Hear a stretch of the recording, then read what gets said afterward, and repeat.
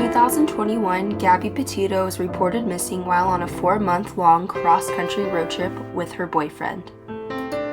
Every major news station in the United States ran her story every single day for the month before her body was found, strangled by her boyfriend. Her father's breakdown of the situation went viral on TikTok, and Gabby Peteito is a name we are not going to forget anytime soon.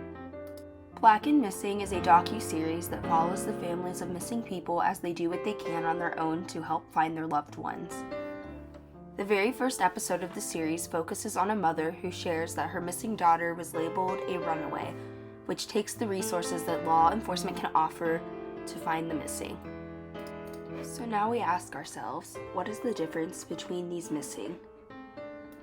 According to The Guardian, the case involving Gabby Peteito became a textbook example of missing white woman syndrome, the compulsion among law enforcement, the media, and the public to rally around rescue efforts for young white women. Meanwhile, missing and murdered women and children who are Indigenous and Black are historically, continuously, and systematically ignored by all of the above. Is this divide in resource allocation a part of systematic racism? I think so. In a speech given by Gabby Peteito's father, this divide is recognized by him.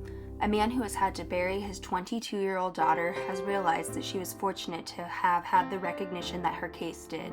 He says, "This same type of heightened awareness should be continued for everyone." He told the gathered media, "It's all on you, everyone that's in this room, to do that. If you don't do that for other people that are missing, that's a shame, because it's not just Gabby that deserves that." This statement resonated around the country with Black families who watched a case gather the attention they urged their missing family members to get.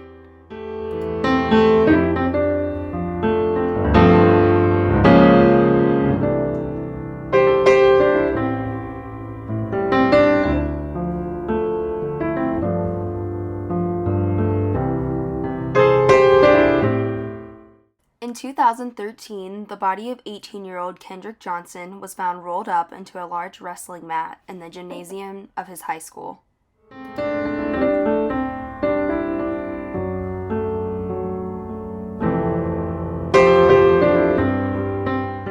The death was initially ruled an accident, and the Black teen's fate seemed to be sealed. His family then paid out of pocket for a private autopsy, which then revealed the morbid truth. Kendrick had been murdered and then rolled up into the mat. But still, no charges have been filed in his murder, and legally, his death is still considered an accident. Why are minorities receiving minimal resources when compared to white people who are ending up in similar situations? How do we fix this? Black and Missing tries to find an answer. The filmmakers embed themselves with Derica Wilson and Natalie Wilson, co-founders of the Black and Missing Foundation. The grassroots organization assists families and rallies communities in the search for their missing loved ones. We see them handing out pamphlets, booking media appearances, and sticking it to police departments that are quick to dismiss the concerns of Black, Indigenous, person of color families.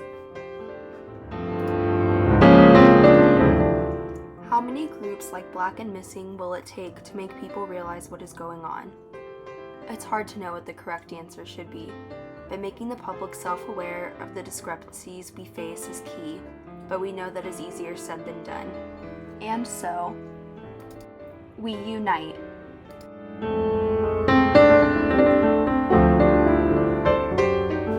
We rally.